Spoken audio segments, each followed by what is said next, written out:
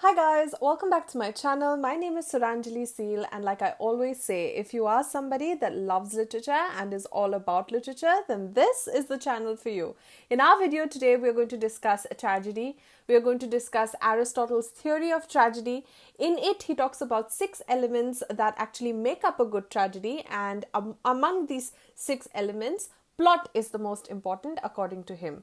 So within this concept of plot, he has mentioned lots and lots of ideas of his. He talks about catharsis, he talks about how there's a rising action, then there's your climax, and then you have the falling action. He talks about how catharsis is produced. He talks about what produces catharsis. He talks about peripeteia, and he talks about anagnorisis. These are the things that he says constitutes a good plot. These are part of a good plot, and he gives the utmost importance to plot. So that's why we're going to talk about his general idea of tragedy. He has given a definition of tragedy in his Poetics, and it has become standardized. It's a standardized definition of what tragedy is. Whenever we think about if somebody were to ask you what is tragedy, the first definition that will come to your mind is automatically Aristotle's Poetics. Okay, he has defined tragedy in Poetics, and that's a standardized version that we use today, that we refer to today. So what we're going to do is, in my previous video where we discussed imitation,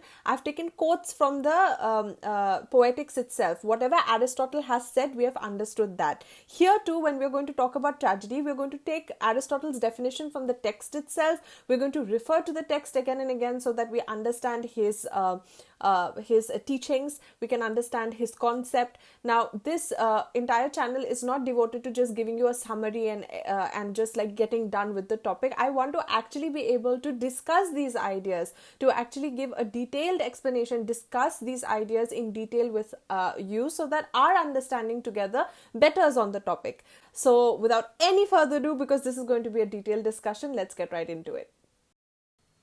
Okay, so guys, let's look at the definition of tragedy according to Aristotle, whatever Aristotle, the definition that he has given.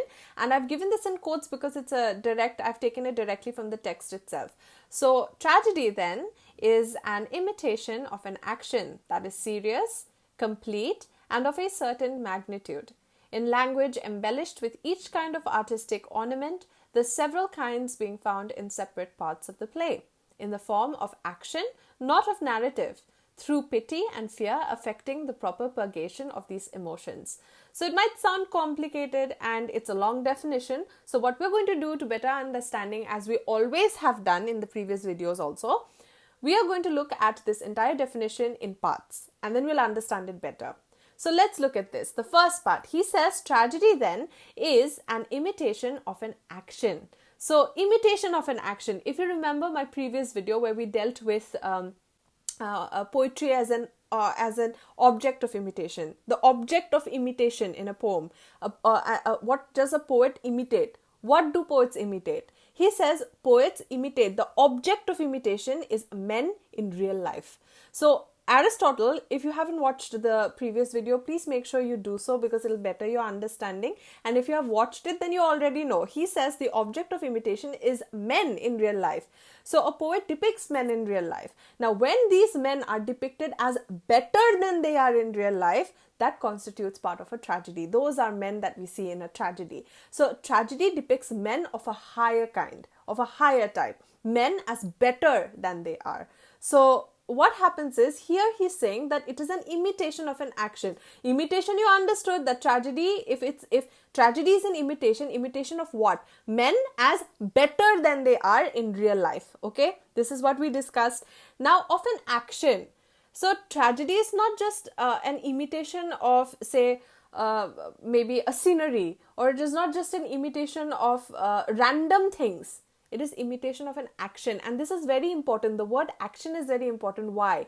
He's saying here an action, okay, if you take the dictionary meaning, action means a thing done, thought or spoken about. So you cannot have only on a stage, you cannot just have the scenery there and it's a story, or a painting there, it's a story. It has to be men doing something, not acting. I mean, of course, they're acting on stage, but what men in action, what should the action be? They should be doing something, they should be thinking something, they should be speaking something. This is what the character should be doing. Latin word translates, the Latin word for action translates to do. In Latin, action means to do. So that means these men who are better than in real life, who are depicted on stage, okay, these men, they should be doing something. They should be thinking something. They should be saying something. So tragedy is an imitation of men as better than they are in real life, and they are doing something, okay. So he's saying tragedy then is an imitation of an action.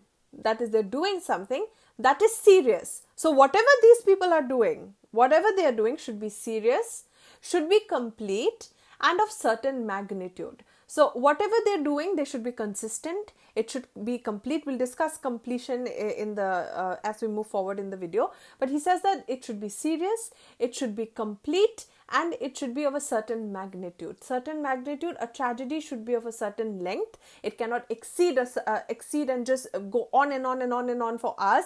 It should be of a certain magnitude, in language embellished with each kind of artistic ornament. So language embellished. Embellished means decorated. So the language should be decorated with each kind of artistic ornament, the several kinds being found in several parts of the play. So you have several parts of the play.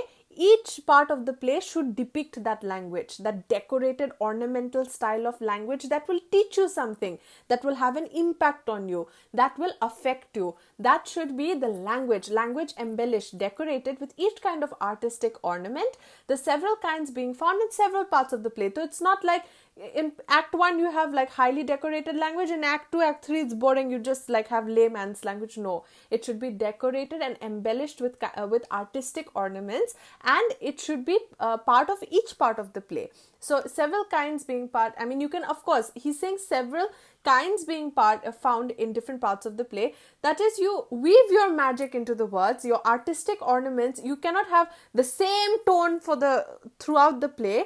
You can have several kinds, okay, of artistic ornaments. You experiment, but they should be embellished in that artistic ornaments, that artistic taste, and several kinds being found in several parts of the play in the form of action, not narrative.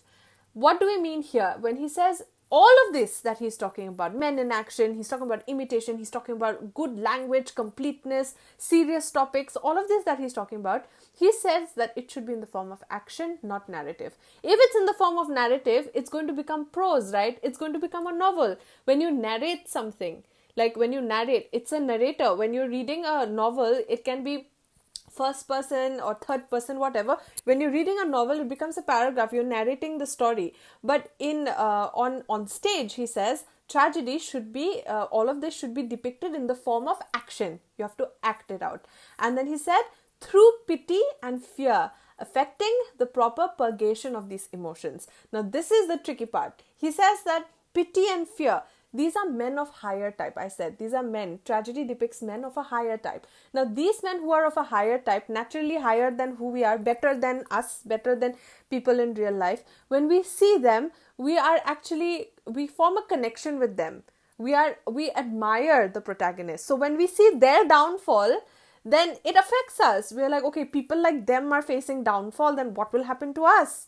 You know, that kind of a thing. So it arouses pity and fear. When we see people of good fortune going to suddenly misfortune, we're affected by it. And imagine if you're watching action or act after act if you're watching, and then you form sort of a liking towards this protagonist, and you see his downfall, it will arouse fear. It will arouse pity and fear also. Fear, why? Because, you know, like you'll say that, okay, if this can happen to this person, it can happen to anyone. So pity and fear is aroused when you watch a tragedy.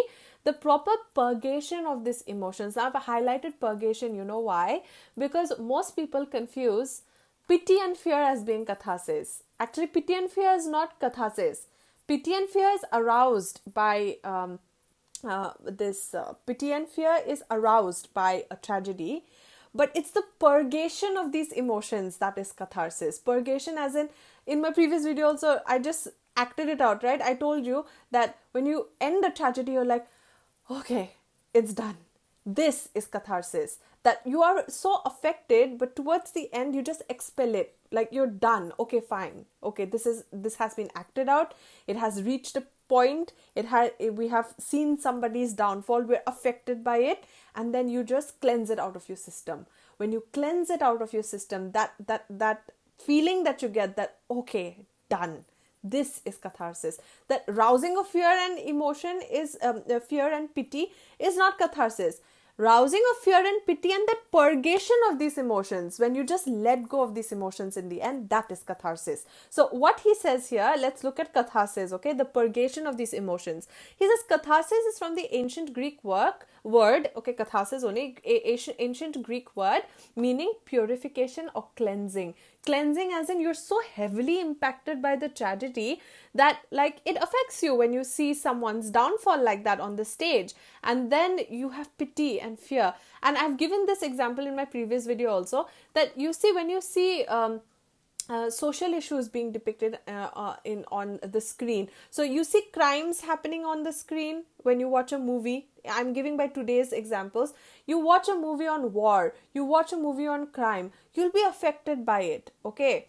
But towards the end, when the movie ends, you're affected, you're still processing what you watched in the movie, but isn't that, there are some really good movies where people will like, okay, this deserves an Oscar, what a movie you've made.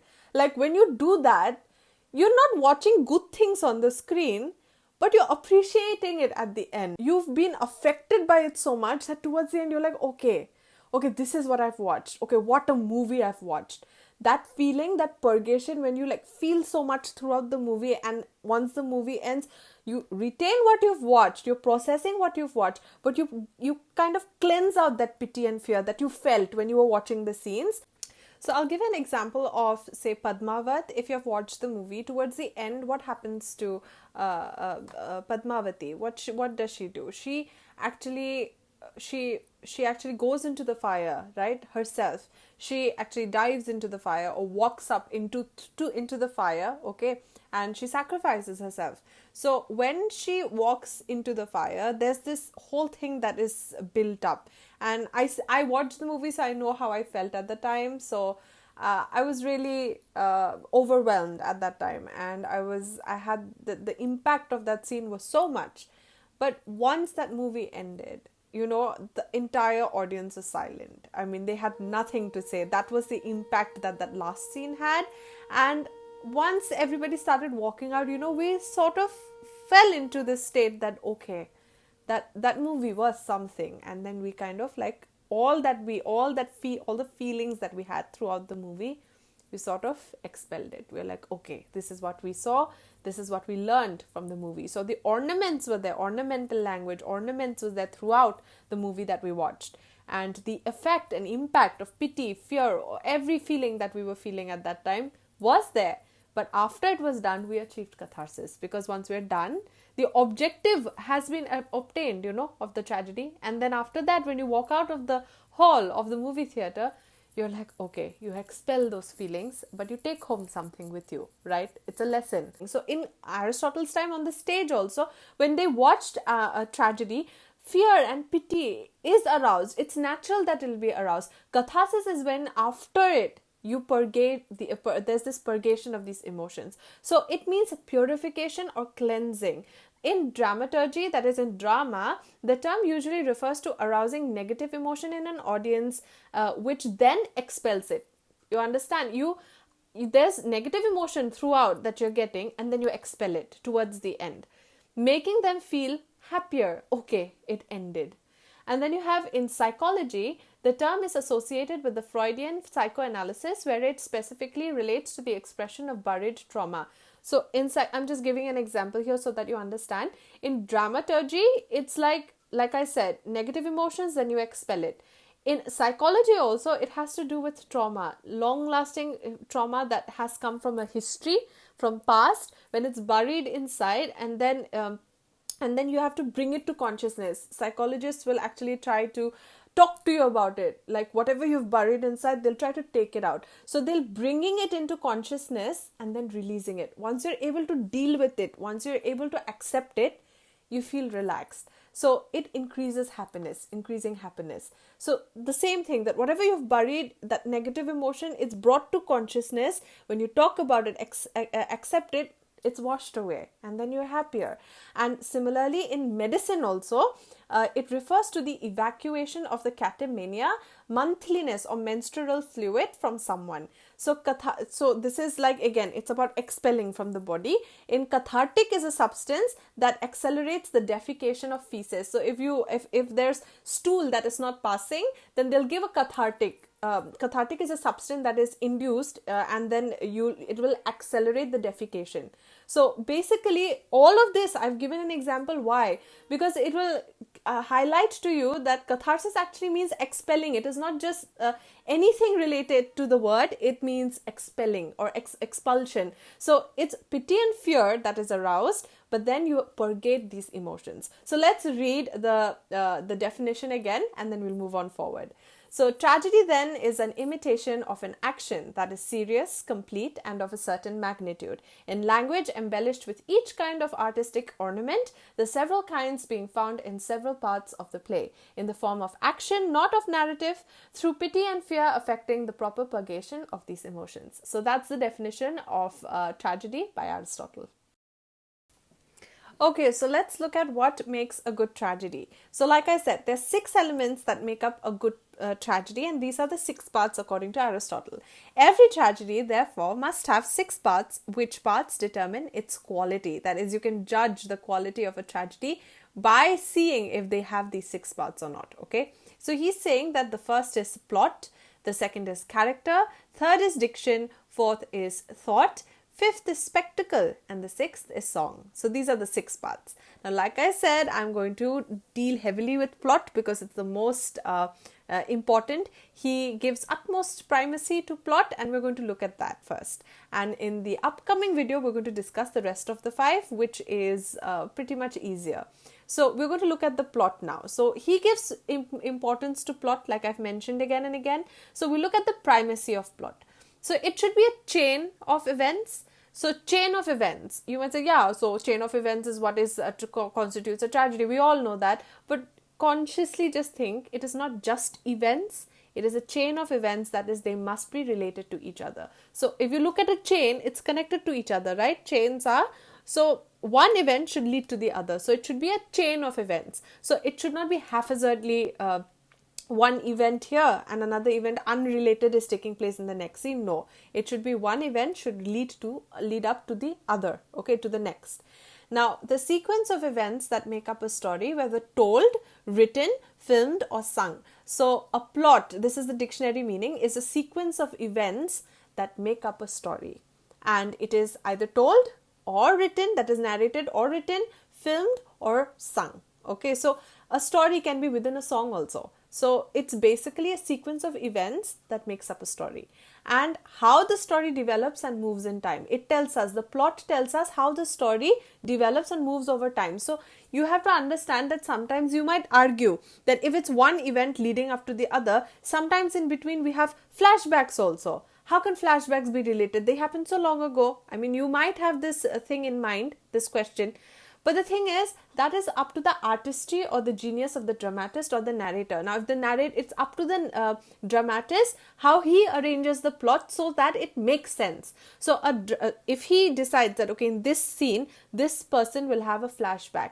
If that flashback happens at that time, it should be so placed. It should be placed accordingly so that it makes sense, so that it falls within the chain of events, so that it makes sense in that point in time, so that when the chain of events is happening, if there's a flashback that's taking place, it should fall into place, it should make sense in relation to the chain of events. Okay, so how he arranges his events, how the events take place, that is totally the genius of the dramatist, but they should make sense. One event should lead up to the other, okay, to the next. Now we are going to look at the exact quote from Poetics. I've included it here. So Aristotle says that the plot is the soul of tragedy, and this is what he has to say. I've given it in quotes, okay. He says, but most important of all is the structure of the incidents, for tragedy is an imitation not of men but of an action and of life. Now character determines men's qualities, but it is by their actions that they are happy or the reverse. I will just stress this because he talks about character versus action. So if there's a question, if anybody asks you, what does Aristotle say? Character versus question, which comes first? Character versus action, which comes first? So you can say, you will have to say that character comes second. It is the action that comes first for Aristotle. How? So this is what he says. Tragedy is an imitation. He has repeated it again and again. I have also explained it again and again. That tragedy is an imitation, not of men, but of action and of real life. I said tragedy is an imitation of what? Men in real life. Men in action. Action of a serious type. Men in action. What is the object of imitation? Men in real life, men in action. That is, they have to do something. They have to be doing something. So it is not merely of men that you just have characters standing around. It is of action and of life. So he says, now character determines men's qualities. That when you look at a person, the character of a person determines whether the person is, I'm just giving simple example. He says, you look at a person and you'll say, okay, this person is very angry. Okay, he's very moody. Okay, he's very serious. Okay, he's very funny. That's the character that you get of a person. But it is by their actions that they are happy or they're sad. The driving force of a tragedy is action that drives forth, right? Scene after scene. So he says it is the actions that make you either happy and sad. So you might be a very funny person. You might be a very funny person. You might be a humorous, witty person. But the action that you take, the decisions that you take in life, that's what actually determines the outcome. So you might be very funny, but if you make a blunder decision, then the outcome will also be a blunder. If you're funny, if you're a too sad a person, but you make a very calculated and wise decision, the outcome will be a good one. So he's saying that it is not your quality that determines. It is a character that determines who you are. Okay, you're happy, you're sad, you're a good person, or you're wise, or you're intelligent. All of that, fine. Your qualities, character determines qualities, but it is your actions, your decisions, what you choose to do, that determines whether you're happy or not. So that's why he gives importance to actions. So he says dramatic action therefore is not with a view to the representation of character. So when you look at drama on stage, the main thing is not depiction of character. He says that character comes as a subsidiary to actions. So in drama, importance is not of character. When you see any of the characters on stage, I'll give a very classic example, say Romeo and Juliet. It is not Romeo and Juliet that should matter to you. It is what their decisions are, what their actions were throughout the play. That should have an impact on you. What they are celebrated as lovers, glorified as lovers. Why? What actually why what gives them that stature is their actions. It's what they decided to do. So he's saying that character comes in as a subsidiary to actions. Hence, the incidents and the plot are the end of a tragedy. The incidents, what you decide to do, the events, whatever you decide to do, that becomes an event, right? So the event and the plot, that is, which makes up the story, the chain of events that makes up the story, is the end of a tragedy. And the end is the chief thing of all. Again, without action, there cannot be a tragedy. Without action, there cannot be a tragedy. And there may be without character. So it doesn't matter whether you're a happy person, you're a sad person, you're a funny person, intelligent person. If you're not doing anything to drive the tragedy, doesn't matter. So he says that action is the main thing. Action is what drives a tragedy. The plot then is of the first principle, and as it were, the soul of a tragedy. This is very, very important. He says the plot is the soul of a tragedy. This is Aristotle's own words. So he says the plot is the soul of a tragedy. Character holds the second place. So this is what we have to know about the primacy of plot. This is character versus plot. This is what character versus action. This is what Aristotle says. Character versus action. Now we're going to look at primacy of plot. We're going to look at the structure of the plot. Now if you look at the screen, that is the picture of the plot. Actually, according to Aristotle, this is what a plot should be. It should be rising action, falling action, and then catharsis. Okay. We are going to understand this via one movie which I watched recently, and I'm going to try and explain this easily, very, very easily to you. So in the next slide, This is the same thing that we're going to see, but I'll narrate a story to you just to make it interesting. I will tell you a story. It is based on, it's a movie that I've watched recently. And although it's not a tragedy, but I think that it'll be enough for you to understand the concept. So let's get right into it. Okay, so guys, if you've watched Disney Channel, then you'll be very familiar with the name of Cruella. I have grown up watching Disney Channel, so I have recently only watched a movie, and the name of the movie is Cruella, and it's based off of that Disney Channel series of Cruella. And 101 Dalmatians, I think that if you've watched the movie also, it's a very famous one. So Cruella is a 2021 movie, and I didn't really watch it all this while. I only decided to watch it 2 or 3 days ago. And coincidentally, I watched it, 2 or 3 days ago before I made this video. So after I watched it, I felt like it was the perfect fit to actually use it as an example to explain tragedy to you. I'm repeating it again and again that Cruella is not a tragedy. It's a movie of the 21st century. It's a movie. 2021 it was released, and I watched it just a few days ago. It is not a tragedy. I'm only using it for example. If you understand, just remember the plot. I'll just narrate the story. Remember the plot of Cruella, and then when we discuss tragedy in the next slide, you'll immediately understand what it's about. Okay, so let's just look at the plot. So I'll just narrate the story to you. Just remember the plot. In the next slide, we're going to discuss everything. So in the first part, okay, in the beginning of the movie, we're introduced to Cruella, and that's her. In the screen, if you see, she has black and white hair. Her symbolism in her character also, and in the color also, is that she defies the traditional sense. She's a misfit. She's different. She's not normal, so to say, and she's a misfit. And she keeps getting into trouble in school. But she has a very good knack for fashion. She likes fashion designing. She likes designing clothes. She's very creative and a genius that way. So her mother decides to take her out of school and take her to London. She thinks that because she's getting into trouble in school, so maybe if you let her pursue what she wants to, that is fashion designing, and take her to London, there'll be more opportunities. Maybe she'll be better. So they're taking, the mother takes her. Her name is Estella. So Estella and her mother actually travel to London. Now, after traveling to London, they come from a very humble background. Now, because of that, her mother says, I'm going to take help from a person I know, and I'll just ask the person to help us, just settle down in London, because they did not have money that much. So she's saying that I'll ask this person for help. Now, Estella has never seen this person. Estella is like, okay, you go, I'll wait in the car. So the mother is about to go and ask the person for help. It's a big house. There's a party going on in the house. Her mother says, you stay in the car. I will go to the person. I'll ask for the help that I need, and I'll come back. Until I come back, you hold on to this locket. She gives her locket to Cruella, and she says that it's a family heirloom.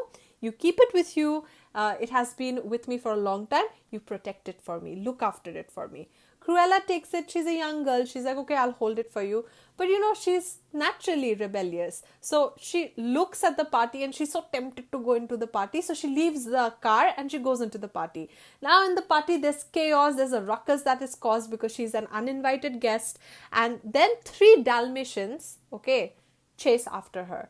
There are 3 Dalmatians that chase after her with the object of attacking her because she's an outsider and she's not invited. So the Dalmatians are chasing her. She goes out of the door into the courtyard, and they're chasing her through the garden, and she trips and falls. When she trips and falls, the Dalmatians actually jump over her and run towards her mother, who was at that time standing in the courtyard, and push her off a cliff. Her mother is pushed by the dogs off the cliff and she dies. And Estella looks at that. She witnesses that and she's distraught. And she blames herself. She thinks that because she enters the party, because the dogs were chasing her, it's because of her that her mother died. Because the dogs were chasing her, and because of the circumstance, the dogs pushed her mother, right? And her mother fell off the cliff. So she blames herself for her mother's death. Now she's an orphan, and events lead up to the point where she reaches London. And in London, she's an orphan sleeping in the streets. Then she meets 2 other kids who are also orphans, 2 of them, and they are pickpockets. They are thieves. They pickpocket from people in the streets of London, and Cruella goes with them. Okay, she goes with them. She stays with them, grows up with them, and as they grow up, they carry forth this they carry on their this job or their profession of stealing, and they're pretty good at it. What happens is Cruella actually designs clothes. She's good at fashion designing, so she designs disguises for them. They disguise themselves and they continue pickpocketing, the thieves. Okay, by chance, and Cruella also, because remember she had black and white hair, because she's now in the city and she's disguised and all of that, she decides to actually color her hair burgundy. She colors her hair burgundy, so now it's no more black and white. Now she dyes her hair, and then now she's stealing, and by chance she's actually discovered by this Baroness. The Baroness is a famous fashion designer, and she likes her work, and Cruella is hired. The Baroness hires her into her own industry, into her own company. So Cruella is excited about this. Cruella says that, okay, I'm going to be working for this famous fashion designer. So she goes, okay, with the Baroness. When she's working with the Baroness, one day she sees her mother's locket in the Baroness's neck. She sees the locket and immediately she recognizes, it's a flashback, and she recognizes that it belongs to her mother. So she thinks that, okay, I'm going to steal it. The first thing that comes to her mind is, I'm going to steal it because it belongs to me. So she goes home and she tells those two friends of hers, her partners, she says that, I saw my mother's locket in her neck. I don't know how did it get there, but I'm going to get it back. So he says, you want us to steal it from the Baroness? She's so powerful. The Baroness is so powerful. She says that, I don't care. That belonged to my mother and it belongs to me, so I'm going to get it back. So they plan to sabotage her party. Now the two guys are saying that you work for her, she'll recognize you. So she says that she might recognize Estella, but she will not recognize Cruella. So Cruella, she again gets back to her original hair, this black and white, and you can see her picture there. She wears a mask and she sabotages this Baroness's party. She enters the party and she attempts to steal the necklace. As this stealing is going on and the Baroness realizes that the necklace is not there on her neck anymore, she realizes that, okay, there's Cruella has a pet dog. So she trains the dog to steal the necklace and run. So she she throws the necklace to the dog and the dog takes it and runs.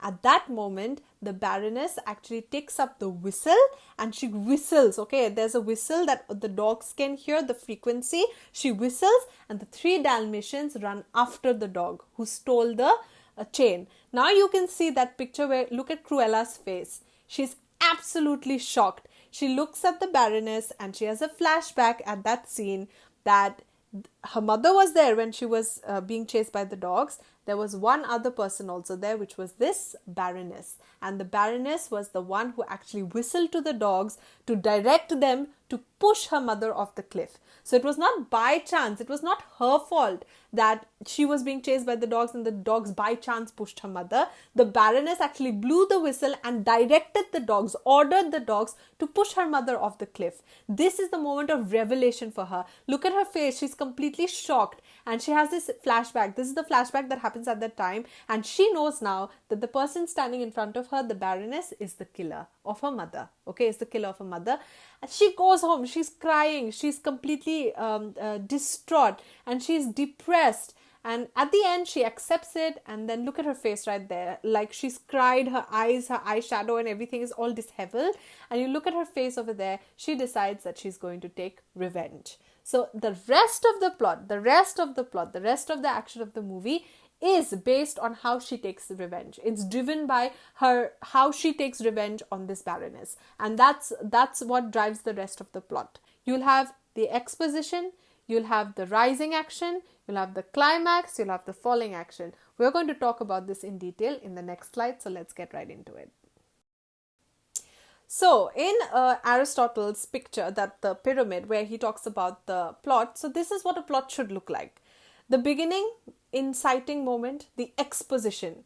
That is the exposition where we get to know Cruella. This is by example I'm actually explaining. So we get to know Cruella by exposition. We get to know the characters, we get to know who she is, her background, what kind of a child she is. This is the exposition, introduction. Then you have the rising action. When her mother gets killed, she goes to London, becomes a stealer. I mean, like, she steals. I really don't want to call her a thief, okay? Like, I don't want to call her a thief. I'll call her a stealer only. I don't want to call her a thief because, like, if you see her passion for fashion designing, I feel like that's, like, the destination that she had to go to, and it was only a circumstances that made her steal. So, after that, of course, it became a habit, but still, I'm not going to call her a thief. And she was a genius also. So, this is the rising action, that she goes and so she steals. There's a rising action. You get a background check on her. And then you have the complication. What is the complication? That the chain, that she found the chain in the Baroness's neck and she recognizes it as her mother's, and she says that, okay, I'm going to steal it. That's the first complication, that she's going to come face to face with the Baroness in a different identity or in her real identity and try to steal the chain. So the rising action is all of this. Then the complication rises when she actually discovers the pendant. Middle, or the climax. Climax is the part where she decides to take revenge. Climax is the part, that turning point, where she actually sees the lady whistle, and she is able to tell herself that, okay, this is my mother's killer. Okay, this is my mother's killer. That is what she's able to actually discern from that whistle, that blowing the whistle and that exposition that this is the bad person. That is the climax of the scene. When she actually sees that and goes home and decides that I am going to take revenge on the Baroness, that is the climax. That entire episode is the climax of the play. Now, most people think that climax is the end of the play. But climax is not the end of the play. It is the highest point in the play. The rest of the plot is driven by it. So now you understand. I told you that after this, the rest of the plot is driven on how she takes revenge on the Baroness. So the climax is not the end of the play. It is the highest point in the play. That exposition, that build up, the tense moment, that part where everything is exposed, the turning point. And it is the rest of the plot is driven by it. Example, a single big decision that marks the outcome of a story. So the single big decision that she took was that she's going to take revenge on the Baroness, and it will determine the outcome of the story. So similarly, now I told you, Cruella is not a tragedy. It's a movie I've just given for example. Cruella is not a tragedy.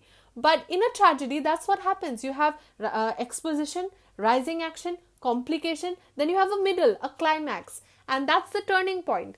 The turning point will actually determine the rest of the play. The turning point from fortune, it'll go downhill. From one decision, maybe you might be thinking too highly of yourself, turning point, and then it'll just go downhill from there. So what over here he's saying is, climax is a startling discovery or shocking revelation, or it is a sudden reversal of fortune, turning point, or plot twist. I hope this is clear. So if it's a sudden discovery or revelation, that is, okay, she found out this is a mother's killer, that is anagnorisis. Anagnorisis is a startling discovery or shocking revelation. And when it comes to peripeteia, it is a sudden reversal of fortune. So turning point or plot twist. So sudden reversal of fortune is that she was like, okay, I'm going to become a fashion designer. Now her fortune is what? That she's going to take revenge on the Baroness. Okay, that's a turning point. It's a plot twist. And if you consider sudden reversal of fortune, sometimes this anagnorisis leads to peripeteia. That is, your simple plot will have both. Okay, there's a distinction he makes. There are two kinds of plot. Simple plot does not have anagnorisis, does not have peripeteia. No turning points, no plot twists. That is like no shocking discovery. So no shocking revelation. So that is a simple plot. Complex plot has both of them, and chances are that peripeteia and anagnorisis flow from each other. Sometimes sudden reversal, sudden discovery, a sudden shocking revelation, like in Oedipus Rex also, will lead to the turning of events, will lead to the plot twist. So sometimes peripeteia is caused by anagnorisis also. That's the relation. So if you look at this entire picture now, is it clear? It is very, very easy. Then you have the falling action, the reversal. Peripeteia is the reversal of fortune after knowing the truth. The whole thing reverses. Downfall, falling action, how he's almost going towards the tragedy, almost going towards his downfall. Falling action. Then you have the denouement. Denouement is like when all the different ideas, no, they come together in the end to produce the tragedy. All these different ideas that were going on all through the plot, they give like a conclusion, a completeness in the end, a conclusion. And then you have the moment of end, the moment of last suspense. Tragedy takes place, pity, fear, and after it's over, catharsis. So this is what Aristotle's plot is all about. If you remember examples, I think that even the concept is very easy to remember. So now let's just recap one more time. You have the beginning or exposition, then you have rising action, you have complication, you have the middle or the climax. Climax can also be caused because of anagnorisis or peripeteia. Anagnorisis is startling discovery or shocking revelation. Peripeteia is sudden reversal of fortune, turning point or plot twist. Now, after that, reversal takes place. This reversal is also called peripeteia. Sometimes peripeteia flows from anagnorisis. That is, anagnorisis leads to peripeteia. Two types of plots. One is simple plot, the other is complex plot. Simple plot does not have anagnorisis and peripeteia, and complex plot has both of them. Also, to remember, climax is not the end of the play. It is the highest point in the play. The rest of the plot is driven by it. Example, a single big decision that marks the outcome of the story. Okay, so now let's look at the structure of the plot. So this is what the structure of a plot should look like according to Aristotle. Completeness, beginning, middle, and end. That is, when you look at a story, it should have a beginning, a middle, and end. And I think this is widely celebrated. Everybody talks about it, but we have to understand what he says also. So let's look at a quote. I've quoted this directly from the text itself. So he says, now, according to our definition, tragedy is an imitation of an action that is complete and whole. That is, a chain of events together. You have to have complete language. There should be ornamental language throughout the play. There should be paths to a play. They should connect. There should be a chain of events that should make sense. So it should be complete and whole and of a certain magnitude. For there may be a whole that is wanting in magnitude. So a whole is that which has a beginning, a middle, and an end. So what does he mean by a tragedy is whole? He's actually explaining that. Whole is that which has a beginning, a middle, and an end. So a beginning is that which does not itself follow anything by casual necessity, and by after which something naturally is or comes to be. I'll just explain this. What he's trying to say here, a beginning is something which does not have anything before it. It is the beginning, but it has something after it. A middle is something which has something before it also, something after it also. An end is something which has something before it, but it has nothing after it. Again, I'll say, a beginning has nothing in the beginning. There's nothing before a beginning, right? So it has nothing before it, but it has something after it. A middle has something before it, which is the beginning, and it has something after it, which is the end. An end has something before it, which is the middle, but it has nothing after it. This is the only thing that he's saying. Okay, this is the sequence. This is what he's saying. A beginning is that which does not itself follow anything by casual necessity, but after which something naturally or is or comes to be. An end or the contrary is that which itself naturally follows some other thing, either by necessity or a rule, but has nothing following it. A middle is that which follows something and some other thing follows it. A well-constructed plot, therefore, must neither begin nor end at haphazard, but conform to these principles. So he's saying that you should not have these all jumbled up. It should be a beginning, a middle, and an end. That's the sequence that one should follow. This leads to completeness. Okay, this leads to completeness. So this leads to completeness. This is the structure of the plot. Now let's see the next point. He says magnitude. Magnitude is the length. So a magnitude which may be easily embraced by in one view. So in the plot, a certain length is necessary, and a length which can be easily embraced by the memory. So he's saying, this is what Aristotle says, that you cannot have haphazard time. Like you cannot have, if you are depicting a tragedy, you cannot have a scene happening, say now, and then you see showing a scene 1 year later. This is what he says. He says the length, the magnitude also, when you show, like suppose the length, Suppose you're depicting it, say, of 3 hours. It should show 3 hours only. You cannot have tragedy shown on the stage that expands over 2-3 years. That'll be unrealistic, because we're depicting men in real life. We're depicting men in action. So what happens is, he's saying that the magnitude which should be easily embraced in one's view, you can see it, you can make sense of it, you can understand it. So in the plot, a certain length is necessary, and a certain length which can be easily embraced by the memory. When you watch the tragedy, you should be able to remember it. That's what he says. Then determinate structure, the structural union of the parts being such that, this is all from his Poetics, okay? So I've given in quotes. This is like from the text itself. So the structural union of the parts being such, the union of the parts, each part should be connected with each other. So the union of the parts should be such that if any one of them is displaced or removed, the whole will be disjointed and disturbed. It's a chain of events. So if any one event will be removed, the whole play will fall into disarray. It will fall, it will make no sense, because each of the events is important. So he says, for a thing whose presence or absence makes no visible difference is not an organic part of the whole. So he says, if there is something in the plot, if you remove that something and the plot still makes sense, that means you never needed it in the first place. Like, for example, I'll say that there's 2 lovers. Now, 2 lovers are married, and then you just have one person over here who just enters the scene, okay, and just say, God bless you, and he goes away. Okay, just saying, there's just an example, he goes away from the scene. Now, these 2 lovers, after all the hardships that he's gone through, his parents are also saying, God bless you. This extra character coming in just to say, God bless you, does not make sense. So, if this extra character is taken out of the tragedy will, out of the drama, the play will still not change. The main thing is still happening.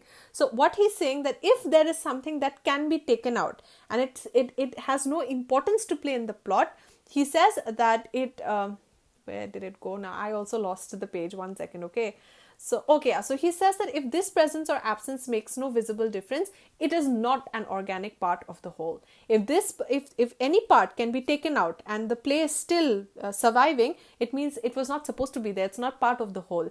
The whole is still intact. So he's saying that if there is a chain of events, if you take out one part and it breaks, if the entire play falls into disarray, then that means that that part was important. If you take out something from a tragedy and it just doesn't make any difference, that means it was not part of the tragedy from the first place. It was not needed only. So he's saying that for a thing whose presence or absence make no visible difference, it is not an organic part of the whole. So all parts should be important. All parts in the tragedy should be important. That's what he's saying. Universality. So see, he's saying you have to depict men in action. So you have to also depict them as how we would react. When we would see someone happy or someone in distress, will we go and laugh at their face? We won't. I mean, the ours being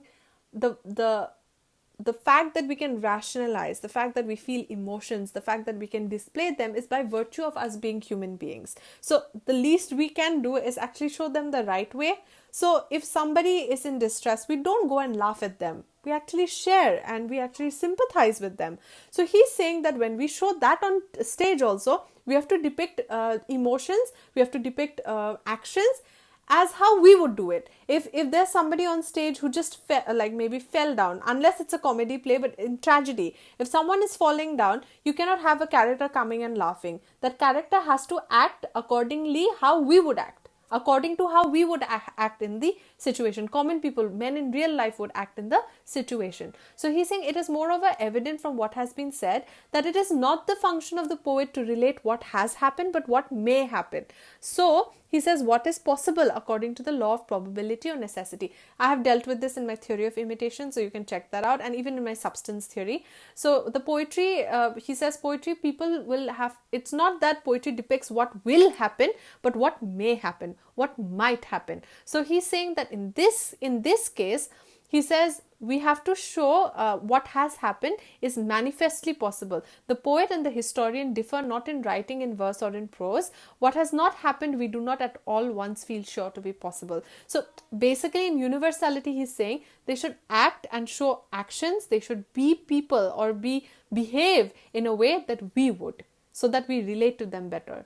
So they have to, the actors on stage, the story on stage should be such real. They should be universal. There should be universal quality. So this is what he says. Poetry, therefore, is more philosophical and higher thing. This also you can add in your answers. He says poetry, therefore, is a more philosophical and a higher thing than history. For poetry tends to express the universal. By the universal, I mean how a person of a certain type, it can be a good person, bad person, how a person of a certain type will, on occasion, in that same circumstances, speak or act.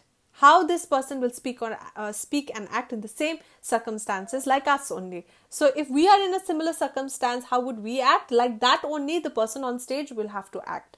So according to the law of probability or necessity, that's probably we would act this way. So if somebody is falling down or going through hardship, probably they would also sympathize like we sympathize. We as normal human beings sympathize.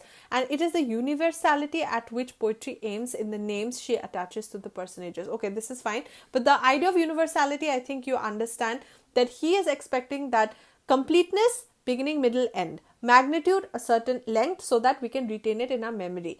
Then he says determinate structure, all parts should be important. Every part should be important. If one part can be taken out, that means and the play is still intact, that means that part was not important from the first place. If one part is taken out and the play completely breaks away, that means that part was important. So all parts should be important because it's a chain of events. And then he talks about universality, that people should be depicted on stage acting and speaking like how we would act in, or men would act in real life, so that according to the law of probability or necessity, that how we would have acted in the situation, not how we act, because the situation cannot be similar, but in that situation how we would act. That's what universality means. So I hope this is clear. Now let's move on to the last slide. Okay, so you have the unities now. This is famously dealt with even in literary criticism. We talk about the unity of action, unity of time, and unity of space. Now, when we talk about unity of action, he says a tragedy should have one principal action. So it's not like the principal action driving the tragedy, okay, towards Hamlet also, to be or not to be, Oedipus also, okay, his marriage to his mother. It should not have like different things coming out of nowhere. There should be one action, and that should drive the tragedy. And that one action should have those connecting events, right, leading up to it, leading up to the culmination. So the tragedy should have one principal action. That's how it has to progress. Unity of time. The action in a tragedy should never occur over a period of time more than 24 hours. So this is according to Aristotle. He says in a tragedy, the action should not occur over 24 hours. It should maybe take place in a day, so that, he said, right, we have to retain it in our memory. It should be realistic. Men as better than they are in real life, so that real life element is still there. So you have to actually, in a tragedy, should occur not more over a period of not more than 24 hours. That is, you should not show a tragedy that's taking place in more time than that. Within 24 hours only, if you have to depict. And unity of place, a tragedy should exist in a single physical location. So there should not be a geographical disparity. There should not be a geographical imbalance. It should be just one place, and it has to take place in that single physical location itself. These are the three unities according to Aristotle. Okay, so then you have the three main parts of a plot. So here he has astonishment, anagnorisis, and peripeteia. Anagnorisis and peripeteia we've already talked. Now we are talking about astonishment, okay? Astonishment, tragedy is an imitation not only of a complete action, but of events inspiring fear or pity. So it's not just merely events, like, chain of events. But to what end, to what goal? It should excite fear and pity in you. So what he's saying is, such effect is best produced, this fear and pity is best produced when the events come to us by surprise. If the events come to us by surprise, that part where she blew the whistle and it was a surprise to her, that exposition was a surprise to her and the audience, because the audience till that time also did not understand that it was because of the barrenness that the mother passed away, was pushed off the cliff. Now they understood why the dogs attacked her. So, that exposition also came to us by surprise. So the effect is greater, it is heightened. So they follow a cause and effect. So, till the time that she takes revenge, it's a cause and effect. Her mother's death, her growing up, her exposition to the locket, and then realizing that it's because of the barrenness, then deciding to take revenge, then the whole plot where she takes revenge again and again. The whole thing is a cause and effect thing. that gives a lot of closure, a completeness to the play, and that heightens that sense of fear and pity. So the tragic wonder will then be greater than if they happen by themselves or by chance. Now, if you just watch the tragedy and you're like, okay, the Baroness all of a sudden just falls off a cliff by herself. If that would have been like she's just standing by the cliff and she just falls off. So that would be like, oh, okay, karma. But then that doesn't give that kind of a heightened feeling. You know, it is because Cruella decides to take revenge, then you watch the whole sequence of how she gets it done. That's how the cause and effect, the effect is higher. Now, if you consider tragedy, after that turning point, there's a reversal, there's a falling action, the downfall of the hero. So it's a cause and effect thing. If that cause and effect thing is maintained and exposition is sudden, surprise, it heightens the fear and pity in the audience. It heightens that feeling. So he's saying if it would have happened by themselves or by chance, that feeling would not be that great. It is a cause and effect, the cause and effect that actually gives astonishment, that actually gives rise to fear and pity. Now, anagnorisis and peripeteia, again, we talked. So he says that the three main parts of a plot are astonishment, which is this surprise element that causes fear and pity. Then you have anagnorisis. Anagnorisis is sudden revelation, a sudden discovery, and peripeteia, a sudden reversal of fortune, a complete plot twist. These are the three main parts of a plot. If these three main parts of a plot are successfully employed in a tragedy, these three together results in catharsis. Catharsis, that is giving rise to fear and pity, and then the purgation of these emotions towards the end. So I hope that this whole concept of plot and tragedy is now clear to you. I have tried to explain it as easily and lucidly as possible. I've given an example of something which is not tragedy also, just so that you understand it. If you want examples of tragedies, Othello, Hamlet, any tragedy you pick it follows the same line. So what I'm trying to say over here is I dealt with this topic of catharsis, of plot, of the structure of a plot in detail because it's one of the most important things that he stresses on. After this, we're going to talk about the remaining 5 elements in the upcoming video. So I hope that this has been important. There's a lot of material. This is a lot of input as far as Aristotle's Poetics is concerned. We're done with imitation. Now we're done with tragedy, plot and catharsis. In the last video, we're going to do the remaining 5 elements. It'll be a very shorter video. Those are pretty easier. This was a complex one and I really tried to make it easier. I really hope that this video has been helpful for you. With this, we're done with this video for today, guys, and I hope that you liked the video. If you have found it helpful, then like the video, share the video, and subscribe to my channel for similar content. If you are about literature, if you're all things literature, then this is the place to be. Till we meet again, I hope that you stay healthy and happy. See you in the next one.